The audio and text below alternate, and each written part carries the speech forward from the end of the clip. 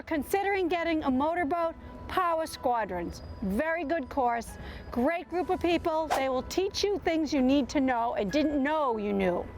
Also, get yourself a friend that has a motorboat. Have them show you around so you understand.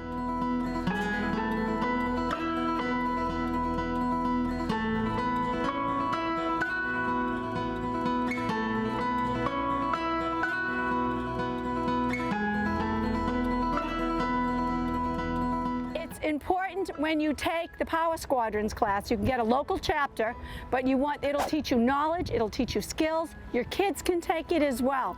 It's a really, really good thing to do for your family. They have them, I think, all year long. Check the weather forecast. Make sure it's going to be a good day for boating. Is it blowing out of the southwest?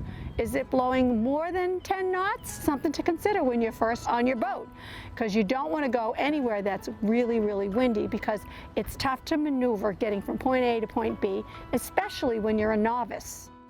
There has to be PFDs when you're on a boat for everyone. We also use them as cushions, so when we're bumping along, we've got something for our tush.